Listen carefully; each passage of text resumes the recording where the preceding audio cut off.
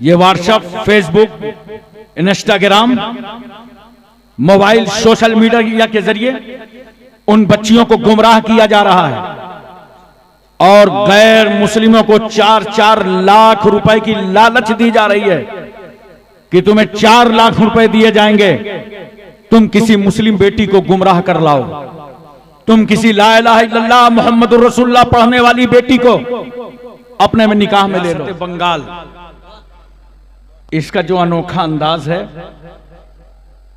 और इसकी जो लगन है, यहां की आवाम की जो तवज्जो है दरूद पाक पढ़ने की, मुझे ऐसा लगता है कि अगर दरूद पढ़ना ही अल्लाह को अपने महबूब पर पसंद आ गया तो तुम्हारी मगफिरत के लिए काफी है। जरा एक बार दिल लगाकर जो बाएं हाथ खड़े हैं ना, आ जाओ, सामने आ जाइए। ये लोग आज मौलाना बनाए गए हैं, आज ये बयान नहीं करेंगे, आज हमारा बयान होगा। उसके बाद इन्हें खूब अपने गांव में, मोहल्ले में ले जाना, खूब इनकी तकरीरें सुनना। इधर बैठ जाओ, आ जाओ, बैठ जाओ। बहुत तारीफ सुना था। अभी तकरीबन मुर्शिदाबाद और मालदा इलाके में ये मेरी 7वीं तकरीर हो रही है और मैं जहां जाता था वहां लोग खालतीपुर का जिक्र करते थे। खालतीपुर आ रहे हैं, खालतीपुर आ रहे हैं, खालतीपुर आ रहे हैं। मुझे क्या मालूम था कि आधे खड़े रहेंगे वहां। आ जाइए, बैठ जाइए, सब लोग आ जाइए। एक बार पूरी तवज्जो मदीना तैयबा में और नबी आले नबी की बारगाह में हदिया दरूद पेश करें।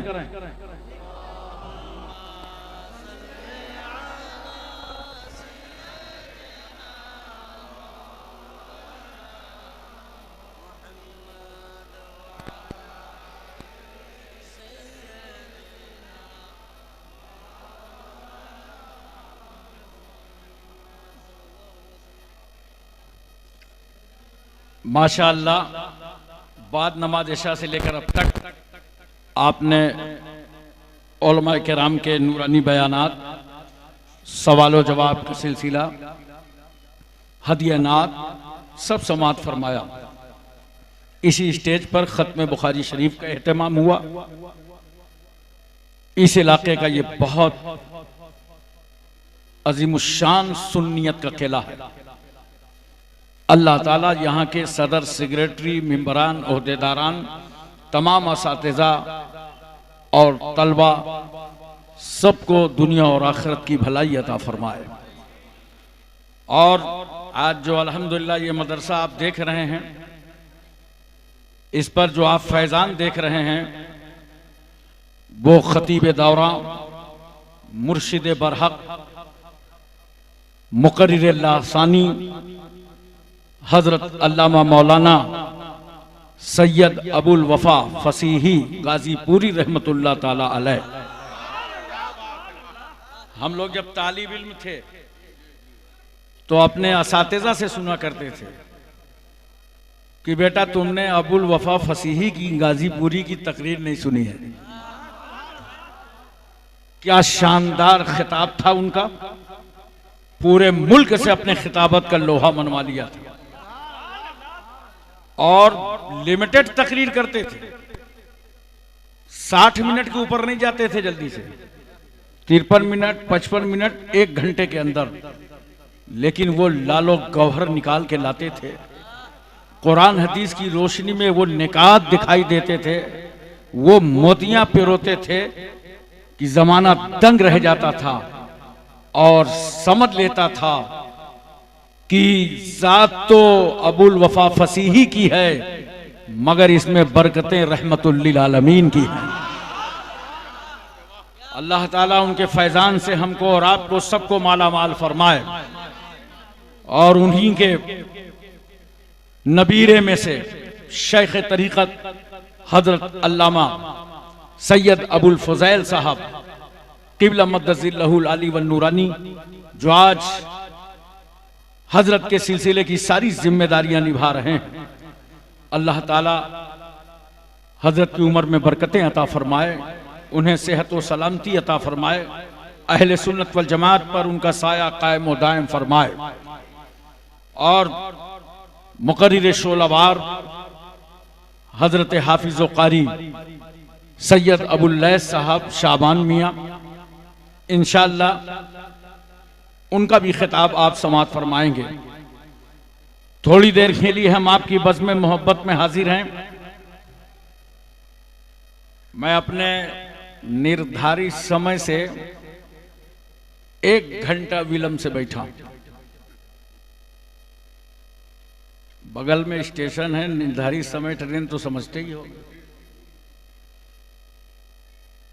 1 घंटे विलंब से बैठा हूं, जिसके लिए मुझे खेद है। मगर ऐसे माहौल में भी आपकी फिक्र और आपका जहन चाहे जैसा हो, अल्हम्दुलिल्लाह मैं आज बहुत मूड में हूं। और जो मूड कभी कभी बनता है वो अभी अभी बन गया। 4 मिसले हाजिर हैं, समाअत फरमाएं।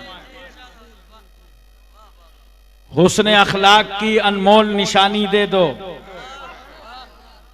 हुस्न अखलाक की अनमोल निशानी दे दो, गम के ठहरे हुए मौजों को रवानी दे दो। तुम हुसैनी हो, तुम हुसैनी हो, तुम अरे बोलो ना है, तुम हुसैनी हो तो एहसान के मशकीजे से, तुम हुसैनी हो तो एहसान के मशकीजे से कोई दुश्मन भी अगर मांगे तो पानी दे दो, कोई दुश्मन भी अगर मांगे तो पानी दे दो।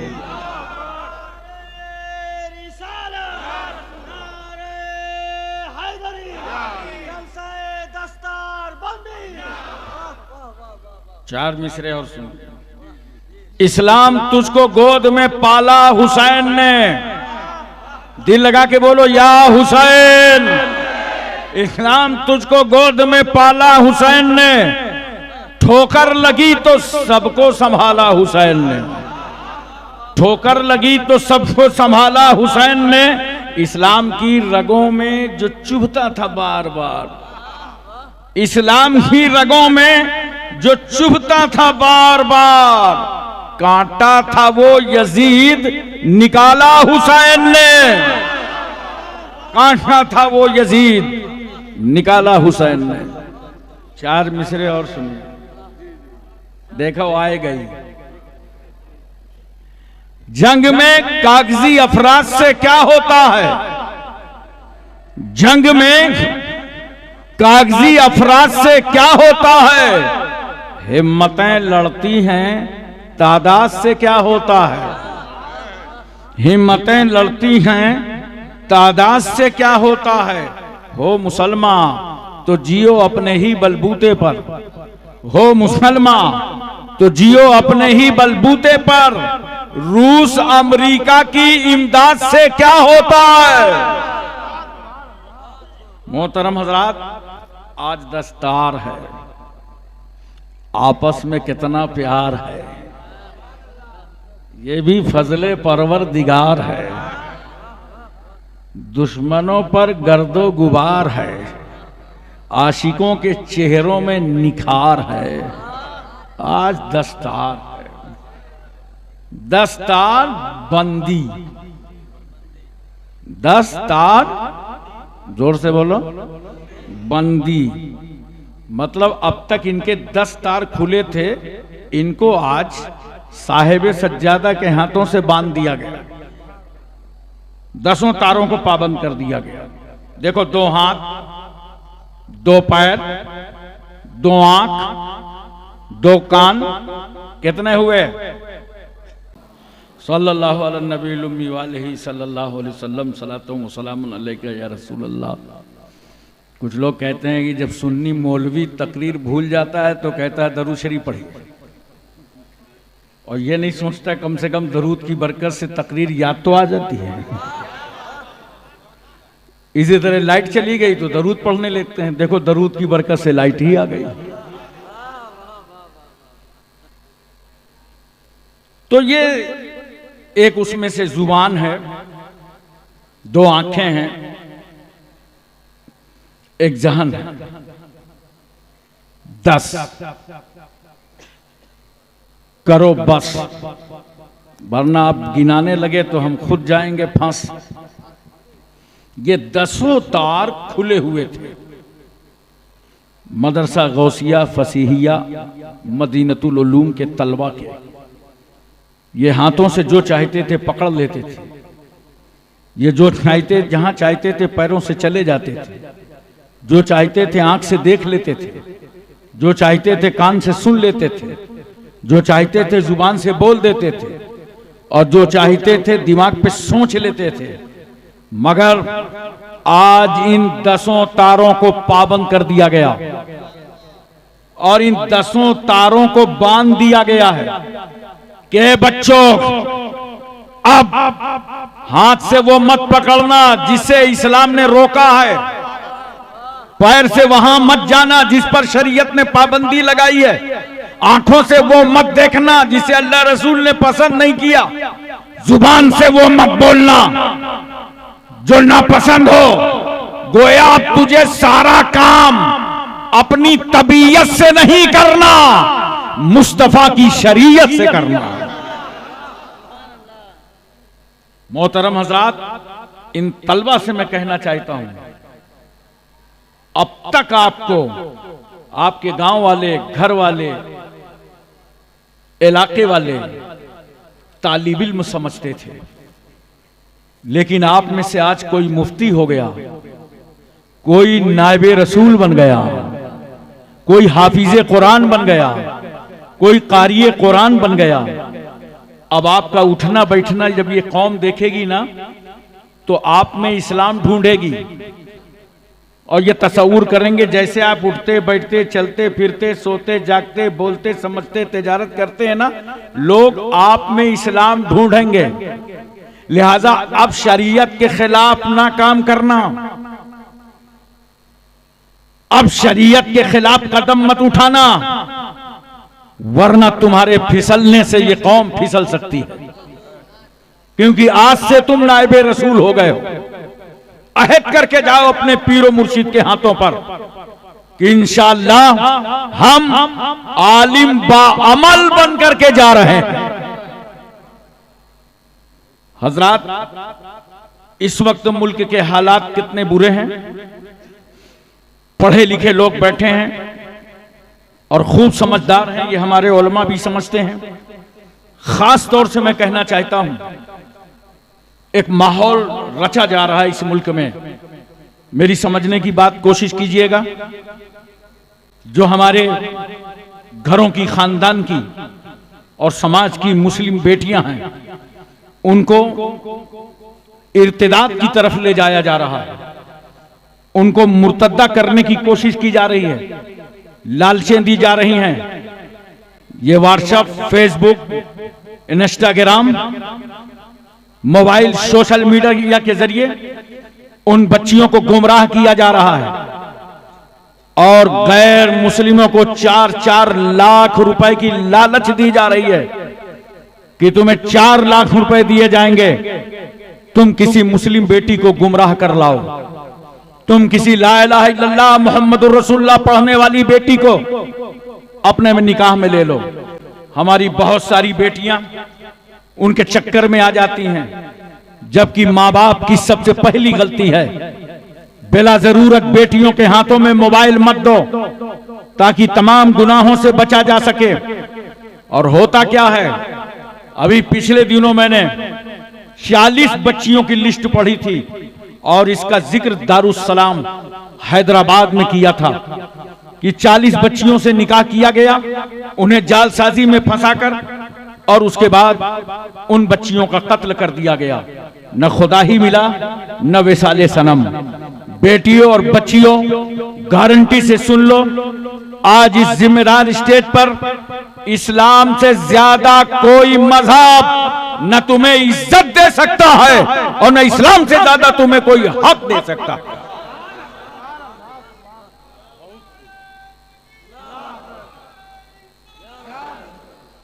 मैं बताऊंगा आज अपनी तकरीर में कहां कहां हुकूक तुम्हें इस्लाम ने दिए हैं, और कितनी इज्जतों से तुम्हें नवाजा है।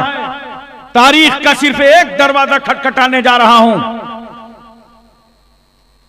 कि पैगंबर इस्लाम सल्लल्लाहु अलैहि वसल्लम की आमद से पहले इस पूरी दुनिया में भरे समाज में औरतों के साथ कौन सा व्यवहार हो रहा था और आज मुस्लिम बेटियों के साथ कौन सा व्यवहार करने की नापाक कोशिश की जा रही है। अहले अरब औरत के वजूद से सिर्फ नफरत ही नहीं करते थे, बल्कि जूं इस पौधे ने जन्म लिया, अपनी मां की गोद को मसरत बख्शा, लोग उस पर हमलावर हो गए, उसको मसल दिया। उनकी कौमी गैरत बर्दाश्त नहीं करती थी कि किसी घर में कोई बच्ची जन्म ले। अगर मां की ममता जोश में आती तो बाप की नजरों से छुपाकर अपनी तमन्नाओं की तकमील करती, और जैसे ही जालिम बाप को खबर हो जाती, दूर दराज रेगिस्तान में ले जाकर बेटी को जिंदा ही पेवंद खाक कर देता था। इसलिए उन अरबों का मिजाज था, बेटी पैदा हुई है, कल जवान होगी, शादी करना पड़ेगा, दूसरे के बेटे को अपने आस्ताने का दामाद बनाना पड़ेगा, लिहाजा इसकी जवानी से पहले इसकी जिंदगी का खात्मा कर दो। और आपकी जमीन पर औरतों को भेड़ और बकरियों की तरह बाजारों में बेचा जा रहा था। हिंदुस्तान में आज भी औरत को शौहर के साथ सती कर दिया जाता है, और हिंदुस्तान की औरत की हैसियत एक बेजान बुत की है। मनोशास्त्र के रूप से बिच्छू से ज्यादा डसने वाली है, सांप से ज्यादा जहर रखने वाली है। शौहर के मर जाने के बाद, बेवा हो जाने के बाद निकाह सानी नहीं कर सकती, जायदाद से महरूम, विरासत से महरूम, दौलत से महरूम।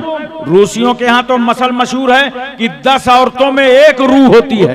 अतालियों का कहना है, घोड़ा अच्छा हो या बुरा उसको महमीज की जरूरत है, औरत अच्छी हो या बुरी उसको मार की जरूरत है। स्पेनियों की शोहरा आफाक तहजीब में औरत पालतू बिल्ली से ज्यादा मकाम हासिल न कर सकी। ईरान का हाल चाल यही रहा। यूरान में कल भी गरीब अशखास अपनी बीवियों को कर्ज में दिया करते थे, और वो रूस का बदतरीन माहौल हमारी नजरों के सामने है। जब कोई बाप अपनी बेटी को सहने चमन से रुखसत करता तो रुखसती के वक्त एक रेशमी कोड़ा लेता और बेटी को मारकर वो कोड़ा दामाद के हवाले कर देता, ले जाओ इसी कोड़े से मेरी बेटी पर जरा यजरेबों की गर्दाने गर्दानते रहना। मैं सोच में पड़ गया, जालिम रूसी, ये तो बता बेटी का कसूर क्या था, खता क्या थी, जुर्म क्या था, गुनाह क्या था कि रुखसत करते वक्त तूने कोड़े बरसा दिए। उस जालिम का जवाब ये होगा, उसका गुनाह ये था मेरे घर में पैदा हो गई है। औरत की हैसियत इंतहाई जलील थी। गौतम बुद्ध कहता है औरत एक फरेब है, औरत एक धोखा है। अगर तुम आत्मा की शांति चाहते हो तो औरत से दूर भागते रहो। मशहूर फलासफर हकीम सुकरात की आवाज है कि औरत की मोहब्बत उसकी नफरत से ज्यादा खतरनाक है। अगर उसने मोहब्बत भरी नजर डाल दी तो समझ लो कि तुम तबाह हो गए। अरबाबे कलीसा कहते हैं ईसा रूहुल्लाह जो सूली पर चढ़े थे तो महज इस औरत हवा के गंदुम खाने खिलाने के गुनाह का कफारा अदा करने के लिए चढ़े थे। ईसाइयों की औरत मजहब की आमला नहीं बन सकती, ज्यादा से ज्यादा इतना हो सकता है कि वो नन बन जाए और अपनी जिंदगानी को गिरजा के हवाले कर दे। उसकी राय की कोई वक़्त नहीं, उसका मशवरा काबिले इतना नहीं। ईसाइयत ने औरत को ऐसे जंजाल में जकड़ दिया, ये बेचारी अपना नाम तक न रख सकी। बाप के घर में पैदा हुई तो बाप की तरफ निस्बत कर दी गई, शादी हुई शौहर की तरफ मंसूब कर दी गई। जमाने माजी का एक पादरी ईसाई कहता है औरत खानगी खतरा है, औरत मरगूब आफत है, औरत आरास्ता मुसीबत है, औरत पैदाइशी वसवसा है, औरत शैतान के आने का दरवाजा है, औरत मर्दों के तबाह करने का आला है। सुनो बेटियों, गैर मुस्लिमों का कानून कहता है औरत तकदीर से ज्यादा खराब है, तूफान से ज्यादा तेज है, जहन्नम से ज्यादा अजाबदेह है। अरे ये दुनिया है जो एक औरत के बारे में अपने अपने ख्यालात का इजहार कर रही है। मगर आओ उस पैगंबर से पूछें जो 12 रबीउल अव्वल दोशंबा के दिन सुबह सादिक शहर मक्का में बीबी आमना की गोद में जलवागर हुआ। या रसूल अल्लाह, औरत के बारे में आपकी क्या बोली है, औरत के बारे में आपका क्या फरमाने अक़दस है, औरत के बारे में आपका क्या इरशाद गिरामी है। तो मेरा रसूल गुंबदे खजरा से आवाज दे रहा है, आए प्यारी उम्मत, औरत जहन्नम नहीं है बल्कि अल जन्नतो तहता अक़दामिल उम्महात।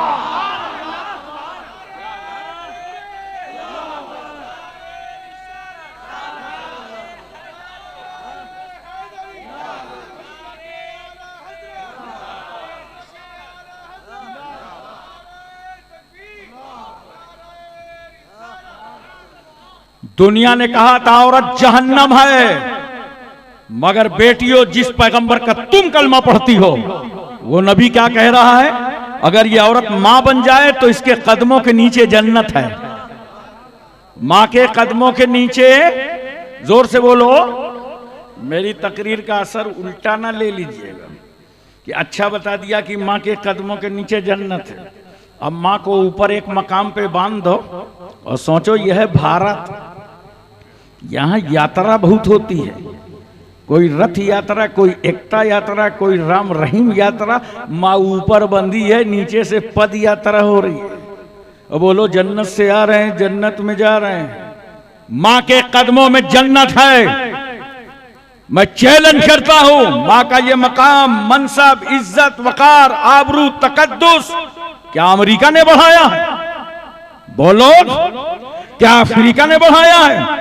Asia, Malaysia, Indonesia, Saudia, Libya, Cambodia, Korea, Mongolia, Maldives, Bhutan, Singapore, Burma, Barauni, Vietnam, Hispania, Romania, Bulgaria, Czechoslovakia, Yugoslavia, Tanzania, England, Highland, Thailand, New Zealand, Nagaland, Nagaland, Gorkhaland ने बढ़ाया है। माँ के कदमों में जन्नत है। ये इंडिया की बोली नहीं है, ये तो हबीबे किबरिया की बोली है। जिस इस्लाम ने एक औरत को इज्जत दिया, सुन लो बेटियों, बहनों, माओ, उस इस्लाम के ताल्लुक से कुरान कहता है इन्न दीन इंदल्लाहिल इस्लाम, बेशक दीन अल्लाह के यहां इस्लाम ही है।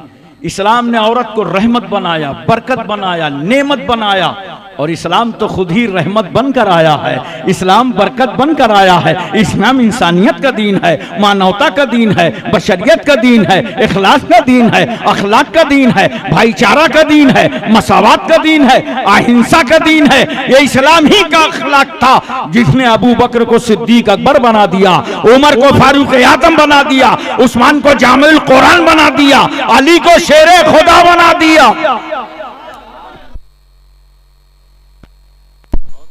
जो ये कहते हैं इस्लाम तलवार से फैला है, मैं तवज्जो चाहता हूं, ज़हन हाजिर है ना?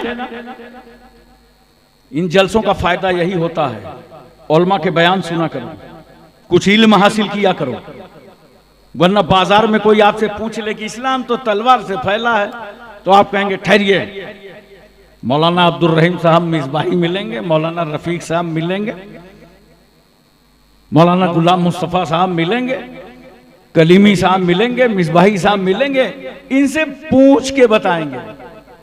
नहीं मुसलमानों, इतना इल्म रखो कि दुश्मन सवाल करता जाए तुम जवाब देते चले जाओ।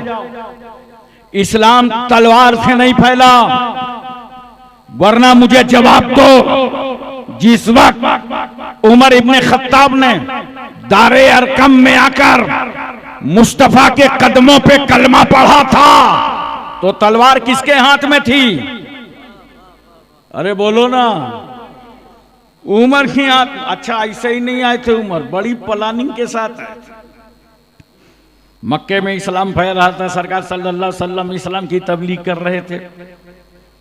आहिस्ता आहिस्ता इस्लाम बढ़ते बढ़ते तकरीबन 39 मुसलमान हो गए। तो अरबों के यहाँ एक माहौल था, अगर किसी जमात में 40 आदमी हो जाए तो उस बॉडी का रजिस्ट्रेशन हो जाता था, रजिस्टर्ड बॉडी। जैसे हमारे यहाँ सोसाइटी रजिस्ट्रेशन होता है, ट्रस्ट का होता है, वक्फ बोर्ड में होता है, इसी तरह अरबों के यहाँ 40 आदमी में कमेटी रजिस्टर्ड। 39 मुसलमान हो गए, घबरा गए मक्के के नेता। सब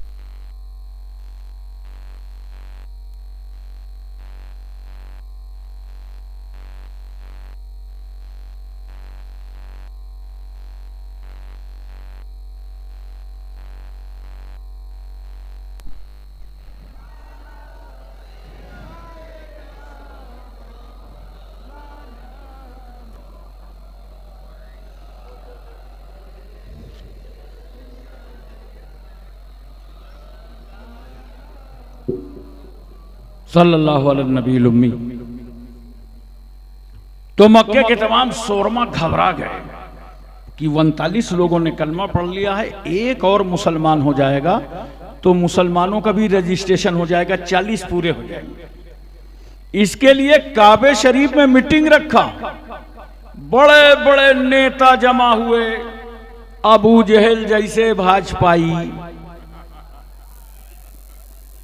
सब आ गए, रोको इस्लाम, किसी को मुसलमान ना होने दो, कलमा ना पढ़ने दो। खुदा की रहमत मुस्कुरा रही है, मक्के वालों तुम्हें क्या हो गया? मेरे महबूब के खिलाफ मेरे ही घर में।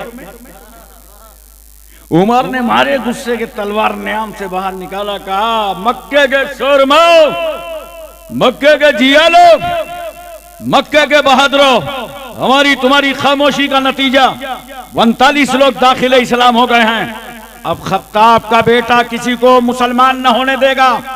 फिजाओं में तलवार लहराया उमर ने और चल पड़े रसूल सल्लल्लाहु अलैहि वसल्लम की तरफ और कह रहे हैं उमर अब हम किसी को मुसलमान न होने देंगे। खुदा की रहमत मुस्कुरा पड़ी, उमर तुम किसी को मुसलमान नहीं होने दोगे? चलो चलो मेरे महबूब की बारगाह चलो, अब हम तुम्ही को मुसलमान करेंगे।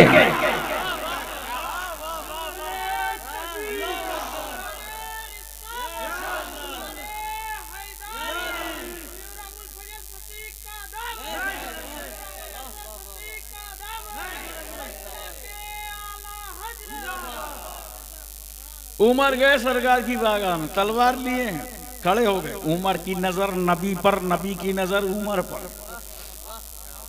नबी ने मुस्कुरा के पूछा, उमर क्या ईमान लाने की उम्र नहीं आई?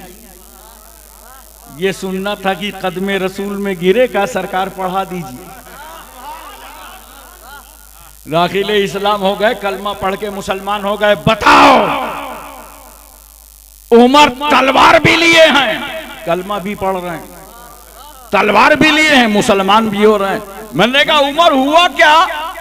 आपकी तलवार का लोहा तो अरब के लोग मानते थे, नबी के सामने गए तो तलवार लेके कलमा पढ़ने लगे। कहा ये उमर की तलवार थी, लोहे की थी, मगर जब मुस्तफा के अखलाक की तलवार उठी तो मेरे लोहे की तलवार के टुकड़े टुकड़े हो गए और मैं दाखिले इस्लाम हो गया।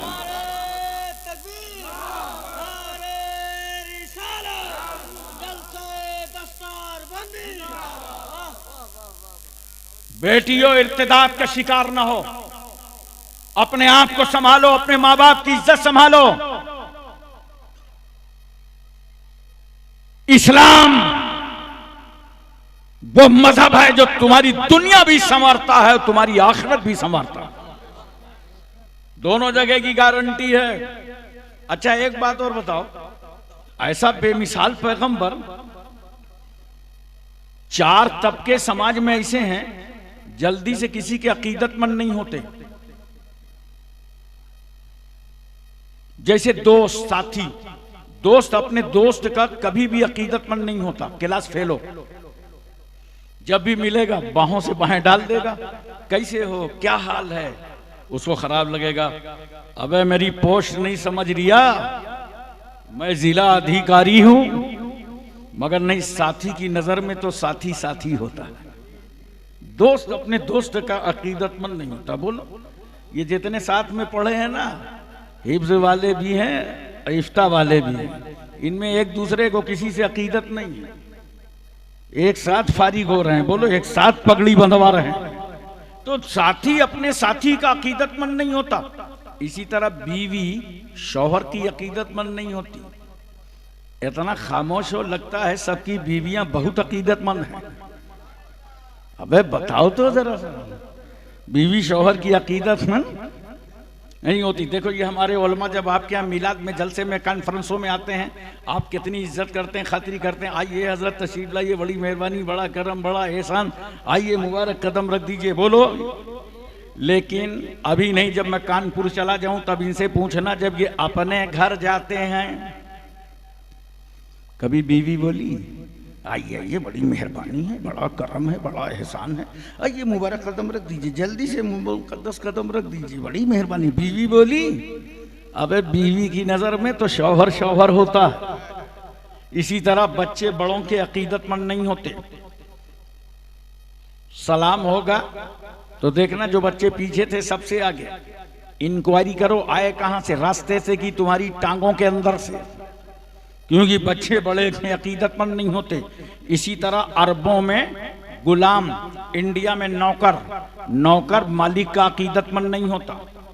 इस चक्कर में कभी ना रहना, हाथ बांधे खड़ा है, यस सर, जी सर, हाँ सर, पूरे जवाहरे से ताजीम कर रहा है, लेकिन अंदर ही अंदर सोच रहा है 6 बज गया है, ये छोड़ेगा कब, क्योंकि नौकर मालिक का अकीदतमंद नहीं होता। नोट करो, लाओ मेरे पैगंबर की मिसाल।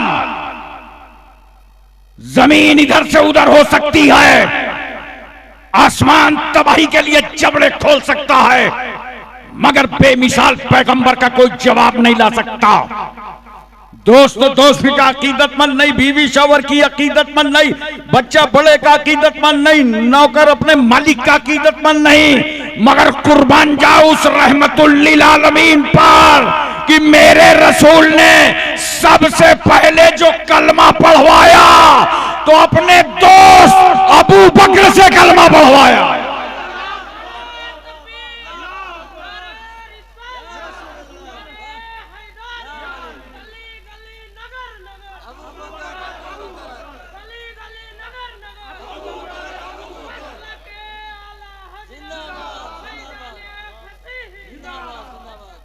पैगंबर ने अपनी बीवी खदीजतुल कुबरा से कलमा पढ़वाया।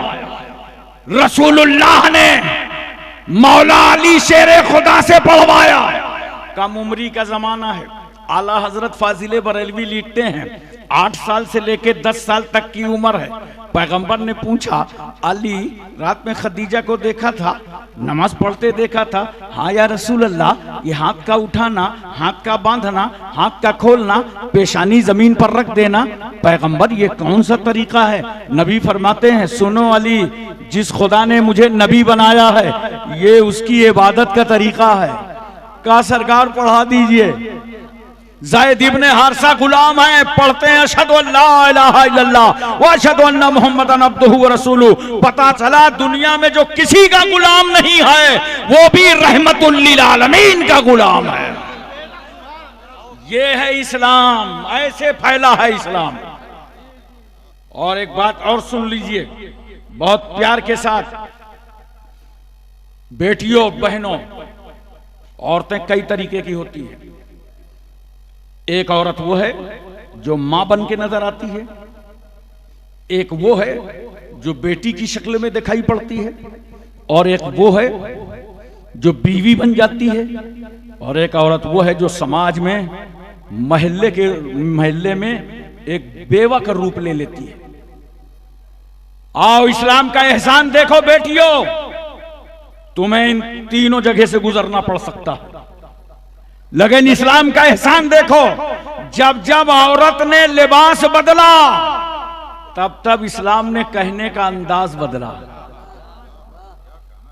तवज्जो कीजिए जरा सा, जब बेवा की सूरत में यह औरत नजर आई तो बेवा नजरों के सामने 40 साल खदीजतुल कुबरा, और मेरे आका सल्लल्लाहु अलैहि वसल्लम की उम्र कितनी है? 25 साल की। 25 साल का पैगंबर, 40 साल बेवा खदीजतुल कुबरा, उम्र 40 साल प्लस बेवा। मक्के का पूरा समाज बेवा को बेइज्जत कर रहा था। अगर बेवा कोई नजर आती ना तो लोग बिजनेस नहीं करते, कारोबार नहीं करते, वापस हो जाते और कहते कि आज एक बेवा की शक्ल देख लिया है, कोई फायदा ना होगा। इतना रुलाया गया था बेवा को, इतना तड़पाया गया था, इतना तरसाया गया था। बेटियों मैं तुमसे पूछता हूं, तुम्हें बताता हूं, इस्लाम है ये इस्लाम कि तुम्हें बेवा होने के बाद भी इज्जतों से नवाजता है। और सुनो, एक बार रूह निकल जाए तो मौत, लेकिन अगर किसी के एहसास को ललकारा जाए तो हर सेकंड में मौत।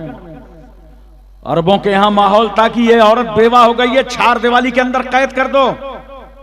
अब कितना रोई वो औरत। बाजू में सहेली की बारात आई है, शहनाई बज रही है, हाथों में मेहंदी लगी है, बेवा का कलेजा फट रहा है, मंसूबे खाक में मिल रहे हैं, इरादे पामाल हो रहे हैं। ए अल्लाह, मेरे शौहर का इंतकाल हो गया तो मेरा कसूर क्या था? अब मैं किसी के घर की दुल्हन नहीं बन सकती। ये समाज तड़पा रहा था एक बेवा को।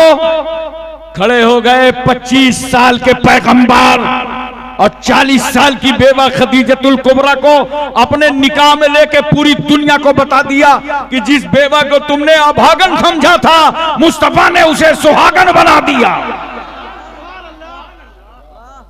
एक बेवा को कोई धर्म इतनी इज्जत देने को तैयार है? बोलो।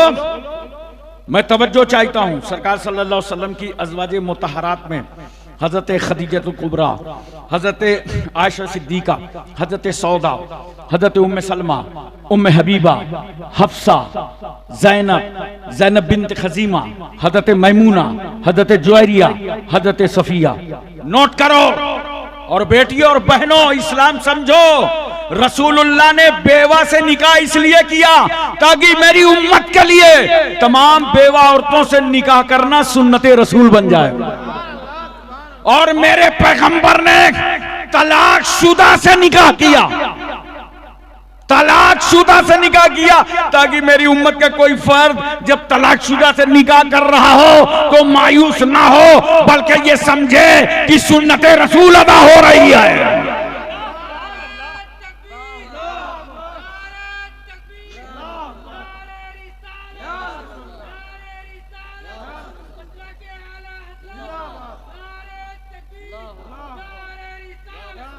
मेरे पैगंबर ने कुंवारी से भी निकाह करना ताकि इस उम्मत के लिए कुंवारी औरत से निकाह करना सुन्नते मुस्तफा बन जाए। और देखो जरा सा क्या दीन है। इस्लाम ने कभी तुम्हें नौकर नहीं समझा बेटियों और बहनों, घर की मालिका समझा है इस्लाम ने। इसलिए तो सहाबा ने पूछा था हजरत आयशा सिद्दीका रज़ियल्लाहु ताला अन्हा से कि ये बताइए कि सरकार सल्लल्लाहु अलैहि वसल्लम जब घर के अंदर रहते हैं तो आका सल्लल्लाहु अलैहि वसल्लम की मसरूफियत क्या रहती है? घर के अंदर मुस्तफ़ा जान रहमत सल्लल्लाहु अलैहि वसल्लम क्या करते हैं? हज़रत आयशा कहती हैं मेरे साथ रोटी पकाने में हिस्सा ले लेते हैं। अल्लाह अकबर। घरेलू काम में पैगंबर हिस्सा लेते हैं। अच्छा एक बात बताओ खलतीपुर वालों, घरेलू काम में हिस्सा तो तुम भी लेते हो। अबे लेते हो कि नहीं लेते हो? सही से बताओ।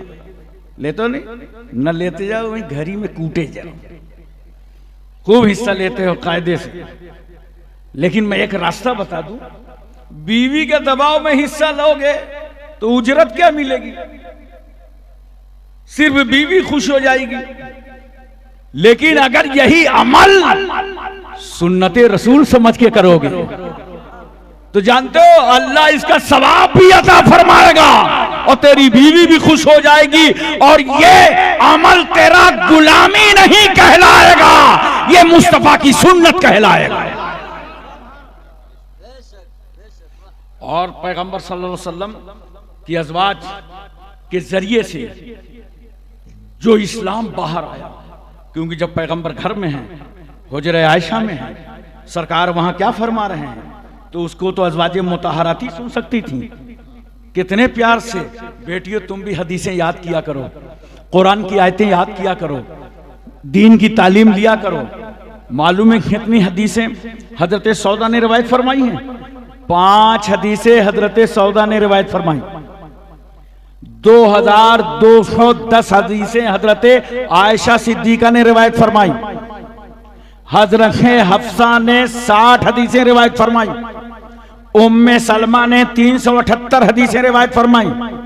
उम्मे हबीबा ने 65 हदीसें रिवायत फरमाई। हजरत मैमूना ने 76 हदीसें रिवायत फरमाई। हजरत ज़ैनब ने 11 हदीसें रिवायत फरमाई। हजरत जुवैरिया ने 7 हदीसें रिवायत फरमाई और हजरत सफिया ने 10 हदीसें रिवायत फरमाई। सहाबा किराम तो हजरत आयशा सिद्दीका रज़ियल्लाहु ताला अन्हा से इस्तिफादा किया करते थे।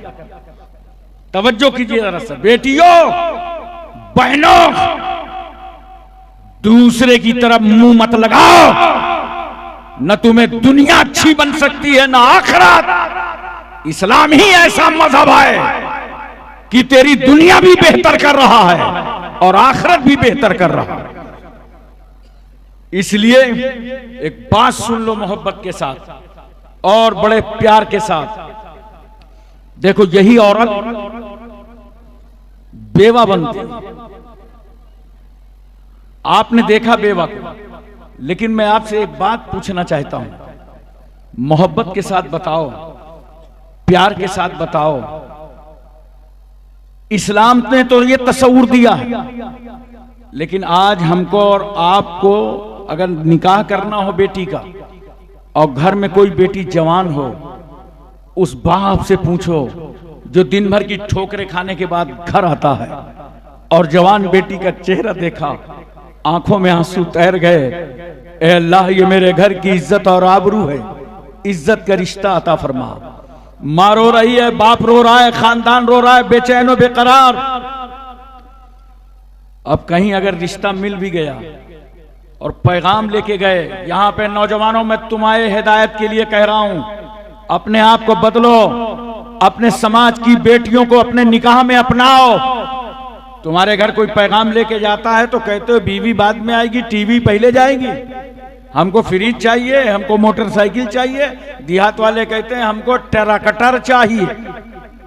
और कुछ जगह हिंदुस्तान में ऐसी हैं जहां लोग बोलते हैं हमको बिल्कुल नकद चाहिए। वो तो जामे मस्जिद दिल्ली के गेट पर एक फकीर भीख मांग रहा था, एक साहब ने देखा चांदनी चौक में टहल रहा है, कहा बाबा जामे मस्जिद का गेट तो बड़ा अच्छा गेट था, यहां तो बड़ा माल, अमेरिका का डॉलर, सऊदिया का रियाल, कुवैत का दिनार, बंगाल का टका, भारत का रुपया सब मिलता था, इसको कैसे छोड़ा? क्या क्या बताऊं, एक जवान बेटी थी, शादी करना था, दामाद जहेज बहुत मांग रहा था, तो मैंने मजबूरन अपनी भीख मांगने वाली जगह अपने दामाद को दे दिया है। अब वहां मेरा दामाद बैठता है, मैं घूम फिर के अपना काम चला लेता हूं। नौजवानों में सिर्फ तुमसे इतना पूछना चाहता हूं, मुझे बताओ क्या भीख मांगने के लिए एक मजबूर बेटी ही का घर मिला था? अरे ये खैरात के टुकड़े लेने के लिए एक बेसहारा बेटी मिली थी। नादान, भीख ही लेना था तो अलाउल हक पंडवी की मजार पे क्यों नहीं गया? भीख लेना था तो सादुल्ला पीर, पीराना पीर के आस्थाने क्यों नहीं गया? तुझे भीख ही लेना था तो अजमेर चला गया होता, कुतुबुद्दीन बख्तियार काकी, महबूबे इलाही, साबिर कलियरी, जिंदा शाह मदार, वारिसे देवा, मखदूमे के चौथे, मखदूमे जाजमो, नसीरुद्दीन चिराग देलवी, शाह जमालुल्लाह रामपुरी, मुनव्वर अली शाह इलाहाबादी, शरफुद्दीन याह्या मुनैरी, अलाउल हक पंडवी, अखी सिराजुद्दीन, मखदूमे माहिम, बाबा बहाउद्दीन, बाबा ताजुद्दीन, मखदूम शाह मीना, सैयद सालार, मसूद गाजी, सरकार महरा। अरे भीख लेना था तो फिर तू गाजीपुर जाकर अपने पीरो मुर्शिद अबुल वफा वसफसीही के आस्थाने पे तड़पा क्यों नहीं? भीख ही लेना था तो फिर मुजद्दिद अल्फसानी के आस्थाने क्यों नहीं गया? अगर भीख ही की जरूरत थी तो बरेली जाकर आला हजरत के कदमों पे तड़प गया होता तो तुझे जमीन भी नजर आती और मुस्तफा का दीन भी नजर आता।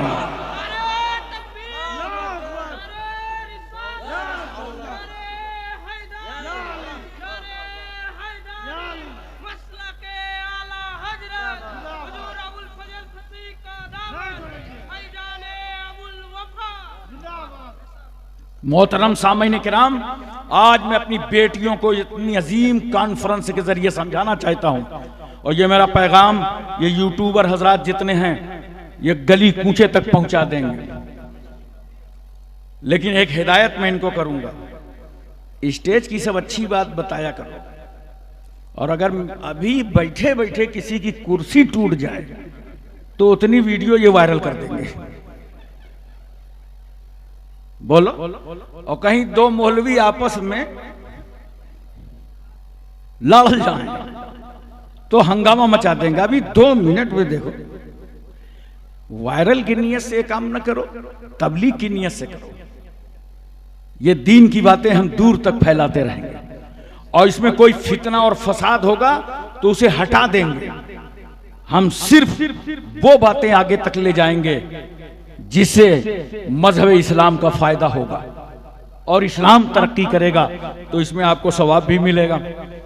बहरहाल देखो, यही औरत जब मां बनती है, बेटियों सुनो, जब तुम्हारा रूप मां का होता है तो अल्लाह अकबर कबीरा, सरकार सल्लल्लाहु अलैहि वसल्लम की बारगाह है। सहाबी रसूल हजरत अबू तुफैल मौजूद हैं, इतने में एक औरत आ गई, तो अल्लाह के रसूल सल्लल्लाहु अलैहि वसल्लम ने अपनी चादर मुबारक बिछा दिया। वो औरत चादर रसूल पर बैठकर प्यारे रसूल से प्यारी प्यारी बातें करने लगी। थोड़ी देर के बाद वो औरत चली गई। तो सरकार ने फरमाया, अबू तुफैल जानते हो ये औरत कौन थी? कहा, या रसूल अल्लाह मैं नहीं जानता, मगर अल्लाह उसका रसूल जरूर जानता है। सुनो मुसलमानों, जिन बातों का तुमको इल्म ना हो उसमें यह कहना अल्लाह जाने रसूलुल्लाह जाने, ये सुन्नते सहाबा है। का सरकार हमें नहीं मालूम मगर अल्लाह को मालूम है, रसूलुल्लाह को मालूम है। पैगंबर फरमाते हैं, सुनो ये है मेरी रजाई माँ, इनका नाम है दाई हलीमा। मेरे रसूल ने बता दिया कि जब रजाई माँ की अजमतों का ये आलम है तो हकीकी माँ की रिफतों का आलम क्या होगा। यही औरत माँ बनी है तो इसके दर्जे देखो। एक शख्स पैगंबर की बारगाह में हाजिर हुआ, कहा, या रसूल अल्लाह मैंने अपनी माँ को कंधे पर बैठा कर 7 मरतबा हज्जे बैतुल्लाह कराया है, मेरे पैरों में वरम आ गया। या रसूल अल्लाह क्या मैंने अपनी माँ का हक अदा कर दिया? पैगंबर फरमाते हैं, अभी तो तुम इतना भी नहीं अदा कर पाए जितना कि तेरी माँ ने तुझे गीले बिस्तर से उठाकर सूखे बिस्तर पर लेटाया था और खुद गीले बिस्तर पर लेट गई थी। एक शख्स पैगंबर की बारगाह में आकर अर्ज करता है, या रसूल अल्लाह अरब का पूरा रेगिस्तानी इलाका मैंने माँ को कांधे पर बैठा के उबूर कराया, पैरों में आबले पड़ गए, वरम आ गया, क्या मैंने अपनी माँ का हक अदा कर दिया? मेरे पैगंबर फरमाते हैं, मुमकिन है तेरी ये मेहनत और मशक्कत अल्लाह तबारक व तआला छोटे से दर्द के एवज में कबूल फरमा ले जो तेरी पैदाइश में तेरी माँ को कई बार दर्द हुआ था। लाओ इस्लाम की तरह कोई मजहब जो एक माँ को इतनी इज्जतों से नवाज रहा। इसलिए नौजवानों, माँ बाप का एहतराम करो। नौजवान बेटे हो या बेटियां, माँ की इज्जत करो। जो बेटे के रोने पर रोए वो माँ, जो बेटे के सोने पर सोए वो माँ। नींद की मिठास में गुम हो, बच्चा तड़प जाए तो मन नींद को झटक दे। रोते हुए बच्चे को अपने कलेजे से लगाकर अपना सफेद खून पिला पिला कर फिर सुला दे। हम गंदगियां देख कर ठहर नहीं पाते, वो माँ रात रात भर उठाती रहती। उस माँ के कदमों पे हम नाक रगड़ रगड़ करके मर जाएं तो सारे एहसान का बदला क्या, उस छोटे से दर्द का बदला नहीं दे सकते जो हमारी तुम्हारी पैदाइश में माँ को कई बार दर्द हुआ था।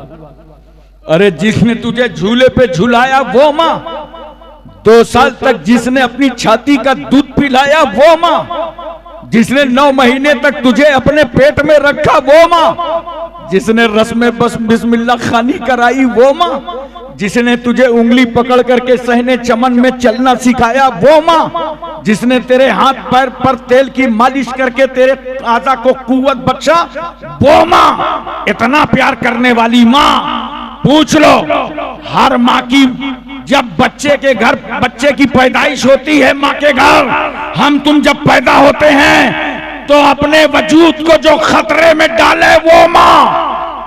महल्ला जमा हो जाता है, देखें पैदा होने वाला गोरा है कि काला है, लड़की है कि लड़का है, मगर कुर्बान जाओ उस माँ की ममता पर। वो ये नहीं कहती कि पैदा होने वाला गोरा है कि काला है, लड़की है कि लड़का। वो तो आवाज देती है कि महल्ले की औरतों बस इतना बता दो पैदा होने वाला जिंदा है कि नहीं। इतना प्यार करने वाली माँ, बोलो एक ही मोहब्बत करने वाली माँ। ऐसी माँ की नाफरमानी मत करना, ऐसे बाप के अजमतों से मत उलझना। वो बायजीद बुस्तामी ही तो थे जिनकी माँ ने कहा था बेटा पानी लाओ। वो गए प्याला लेकर के आए, सरहाने माँ के खड़े हो गए तो क्या देखा कि माँ की आंख बंद हो गई। वक्त कह रहा है सो जाओ, जरूरत होगी तो मुतालबा होगा, मगर नहीं, मोहब्बत कह रही है माँ के साए तले खड़े रहो। पानी लेके खड़े हो गए। रात का काफी हिस्सा गुजरा, माँ ने आंख खोला, कहा बेटा बायजीद तुम? कहा हाँ माँ, आपने पानी मांगा था, मैं लेके आया तो आंख बंद हो गई। कहा बेटे तुम सो जाते। मैं माँ हूं माँ, इस मोहब्बत में कोई सियासत नहीं, कोई मक्र नहीं, कोई फरेब नहीं, कोई दिखावा नहीं, कोई बनावट नहीं, मुसल्लिमुस सुबूत मोहब्बत है। माँ का खालिस प्यार, कोई राजनीति नहीं। बेटे तुम सो जाते, मैं मुतालबा कर लेती। कहा माँ पता नहीं रात के किसी हिस्से में तुम्हारी आंख खुलती, इसलिए मैं खड़ा हो गया। माँ ने मोहब्बत भरी बाहें फैला दी। कहा बेटे आ मेरे करीब आ जा। जानते हो मियाँ बीवी के ताल्लुक का नाम मोहब्बत है, मुरीद और पीर के ताल्लुक का नाम मोहब्बत है, खतीब और सामीन के ताल्लुक का नाम मोहब्बत है, इमाम और मुक्तदी के ताल्लुक का नाम मोहब्बत है, लीडर और जनता के ताल्लुक का नाम मोहब्बत है, भाई बहन के ताल्लुक का नाम मोहब्बत है। लेकिन जब माँ मोहब्बत भरी बाहें फैलाती है तो उर्दू मोहल्ला को कहना पड़ता है इसका नाम ममता है, इसका नाम ममता है। कभी दुखी ना करना, कभी अपने माँ बाप को सताना नहीं, कभी तकलीफ ना देना। वरना सुनो नौजवानों, और वो बेटियों से मैं कह रहा हूं जो गैरों के वर्गलाने से माँ बाप का घर छोड़ करके उनसे दुश्मनी मोल ले लेती हैं, मैं उनको कहना चाहता हूं अगर तुम्हारे दुख देने थे, तकलीफ पहुंचाने थे, मां की आंख में आंसू आ गए, आंसू बह गए, तो ऐसे समझना कि तुम्हारी कश्ती समंदर में चल रही थी और उस कश्ती में समंदर का पानी आ गया है। बोलो समंदर की कश्ती में अगर पानी आ जाए तो कोई डूबने से बचा पाएगा? इसी तरह मां की आंख में अगर तुमसे पीड़ित होकर आंसू आ गए तो समझ लेना तुम्हारी जिंदगी की कश्ती में पानी आ गया है, अब इसको डूबने से कोई ना बचा पाएगा। इसलिए दोस्तों और बुजुर्गों, समझो इस्लाम क्या है। मेरी बहनों और माओ, मैं बहुत उम्मीद करता हूं कि मेरा यह पैगाम पूरे हिंदुस्तान में जाएगा। देखो एक रूप तुम्हारा है, जब यही औरत बीवी बनती है तो सरकार सल्लल्लाहु अलैहि वसल्लम कितनी प्यारी बात फरमाते हैं, सुनो। सरकार फरमाते हैं यतीम है वो शौहर जिसकी बीवी ना हो, और यतीम है वो बीवी जिसका शौहर ना हो। गोया जो बीवी तुम्हारे घर आती है तो सिर्फ बीवी बनकर नहीं बल्कि रहमत और बरकत बनकर आती है। कोई गरीब हो तुम में से, गारंटी से कहता हूं निकाह करके देख लो, जैसे ही शादी होगी इंशाअल्लाह ताला अमीर बनना शुरू हो जाओगे, अल्लाह रिस्क तुम्हारा कुशादा फरमा देगा। लेकिन बहुत सारे लोग तो समझते हैं कि बीवी जो घर आई है तो झाड़ू बर्तन के लिए आई है, और कहीं अगर जहेज कम लाई तो आप न्यूज सुनेंगे कि न्यूज आप सुनेंगे कि एक स्टोव दुर्घटना में बहू की मृत्यु हो गई। जानते हो स्टोव हमेशा बहू पे फटता है, वो बुढ़ीवा सास पे नहीं फटता जो बैठ के सुपारी खाती रहती है। हमेशा जब फटेगा तो बहू पे, वही बहू जो जहेज कम लाए। हमने अखबारात पढ़े हैं, न्यूज सुना है, रसायल देखे हैं। स्टोव पर मरने वाली बेटी का नाम शमसुन्निसा कमरुन्निसा नहीं मिला, जमीला नहीं मिला, सुशीला मिला है। और अगर शाजो नादिर मिल भी जाए तो अशाजो कल मादूम, इसका कोई एतबार भी नहीं। लेकिन जिस वक्त भारत में जहेज के लालचियों ने घासले डालकर एक बेटी की जान ले ली, जहेज के खातिर एक बेटी पर आग लगा दिया, जहेज के खातिर एक बेटी का कत्ल कर दिया, हम ख्वाजा गरीब नवाज के वफादार, हमारा एहसास जिंदा हो गया। ये तो भारत का एक नागरिक चला गया, भारत का एक इंसान चला गया, एक हिंदुस्तानी कम हो गया, एक वोटर कम हो गया। एक जहेज के खातिर बेटियों की जान लेने वालों, अगर तुम्हें अपना समाज और अपना मजहब समझ में ना आ रहा हो तो आओ आओ, सैयदा फातिमा का जहेज तुम्हारा इंतजार कर रहा। देखो मेरे आका सल्लल्लाहु अलैहि वसल्लम ने क्या जहेज दिया अपनी बेटी फातिमा का निकाह करके। तवज्जो है ना, नींद तो नहीं आ रही। सरकार सल्लल्लाहु अलैहि वसल्लम ने मौला अली शेर खुदा के साथ निकाह फरमाया और कहा, बेटी फातिमा 400 चांदी के मिसकाल में मैंने तुम्हारा निकाह अली के साथ कर दिया है, ये महर है, क्या महर मंजूर है? कहा, या रसूल अल्लाह, अली तो मंजूर हैं लेकिन ये महर मंजूर नहीं है। इतने में जिब्रील चले आ रहे हैं, मकीन सिदरतुल मुंतहा, आके कहते हैं, या रसूल अल्लाह, अल्लाह ने फातिमा का महर जन्नत और उसकी नेमतों को बना दिया है। सरकार फरमा रहे हैं, बेटी क्या ये महर मंजूर है? कहा, या रसूल अल्लाह, अली तो मंजूर हैं मगर ये महर भी मंजूर नहीं है। पैगंबर फरमाते हैं, फिर बताओ तुम चाहती क्या हो, तुम्हारा इरादा क्या है? कहा, या रसूल अल्लाह, मैं ये चाहती हूँ, मैं ये देखा करती हूँ कि आप रात रात भर उम्मत के गम में रोया करते हैं, उम्मत के लिए तड़पते हैं, आपके आंखों में आंसू होते हैं, सजदे में सर पड़ा रहता है। या रसूल अल्लाह, फातिमा की मर्जी ये है कि फातिमा का महर इस उम्मत की बख्शिश को बना दिया जाए। सरकार सल्लल्लाहु अलैहि वसल्लम ने रुखसत फरमाया। क्या जहेज दिया था? नबी करीम सल्लल्लाहु अलैहि वसल्लम कुछ भी दे देते, खुदा के खजाने के मालिक थे मुस्तफा, कुछ भी अता फरमा देते। दिया क्या पैगंबर ने? एक बान की चारपाई, एक चमड़े का गद्दा जिसमें रूई के बजाय खजूर के पत्ते हैं, एक छागल, मशकीजा, 2 चक्कियां, 2 मिट्टी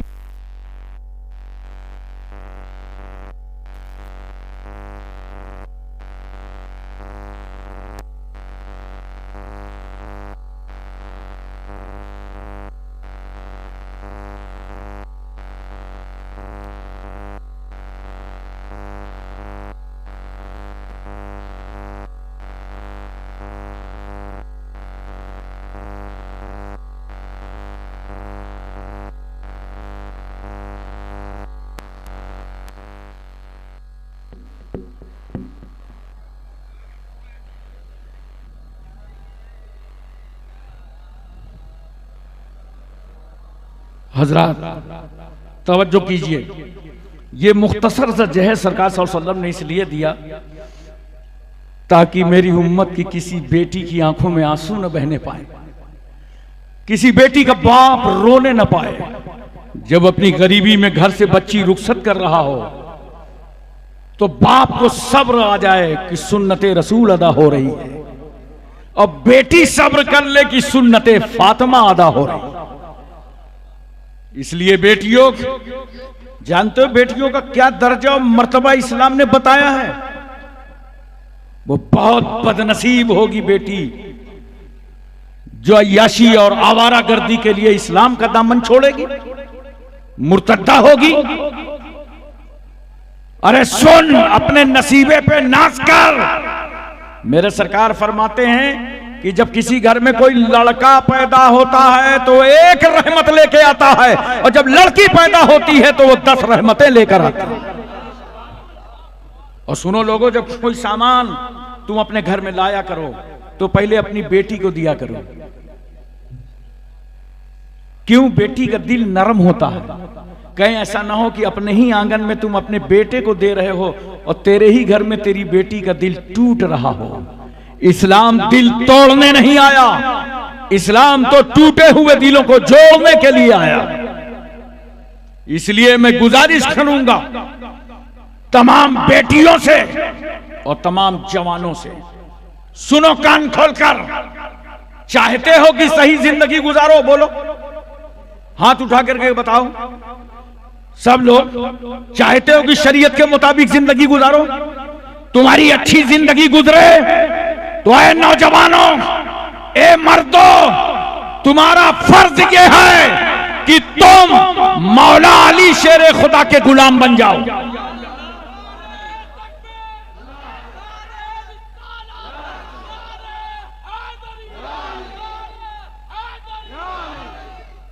और ए बहनों, बेटियों, तुम सैयदा फातिमा की कनीज बन जाओ। बीवी कनीज फातिमा हो, शौहर गुलामे मौला अली हो, तो इंशाअल्लाह उस घर में पैदा होने वाली औलादें गुलाम गौस पैदा होंगी, गुलाम हुसैन पैदा होंगी, गुलाम हसन पैदा होंगी।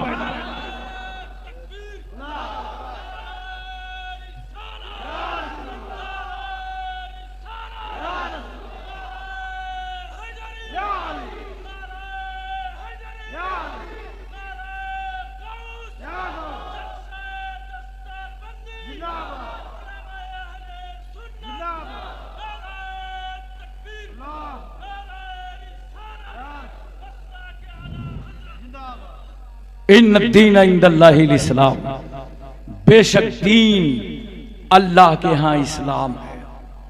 मेरी आखिरी बात सुन लो, इस्लाम तारुफ कराने की चीज नहीं है कि हर मर्द औरत बताते रहें कि मैं मुसलमान हूं, मैं मुसलमान हूं, मैं मुसलमान हूं।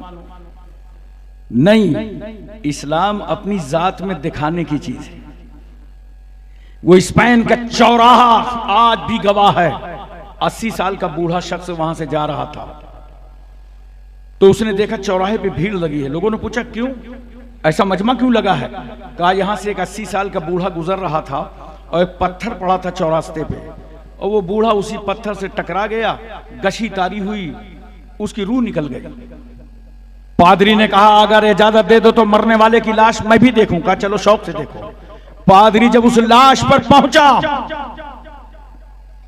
तो उसकी आंख से आंसू बह रहे थे। लोगों ने पूछा रो क्यों रहे हो, कोई रिश्तेदार है? कहा नहीं, रो इसलिए रहा हूं, मरने वाले अफसोस, तू चौराहे पर पड़े हुए पत्थर पे टकरा के मर गया। ऐसा लगता है कि इस रास्ते से कोई मुसलमान नहीं निकला, क्योंकि मुसलमान निकला होता तो बीच रास्ते का पत्थर उठा करके किनारे कर देता। तो दोस्तों, मुसलमान बनो, इस्लाम अपने अंदर दिखाओ। सिर्फ तारुफ कराने से काम न चलेगा, अपनी जात में दिखाओ। अजाने हों, मस्जिदों की तरफ दौड़ जाओ, पता चले देखो कोई मुसलमान जा रहा है, ये नमाज पढ़ने के लिए जा रहा है। जब रास्ते में चलो निगाह तुम्हारी नीची रहे, अगर कोई पत्थर पड़ा हो तो उसे उठा करके किनारे कर दो। किसी का एक्सीडेंट हो जाए उसे हॉस्पिटल तक भेजवा दो, कोई परेशानियों से गुजर रहा हो तुम उसकी मदद करते नजर आओ। जब तुम अपना उठना बैठना चलना फिरना आना जाना दिखाओगे, तेरे आजू बाजू से जवान बेटियां गुजरेंगी मगर तेरी निगाह नीचे रहेगी, दुनिया समझ रह जाएगी ये चलता फिरता इस्लाम जा रहा है। इसलिए अपने आप को बदलो और अपने आप में तब्दीली लाओ। वाखिर दावाना अनिल हम्दुलिल्लाहि रब्बिल आलमीन। अस्सलामु अलैकुम।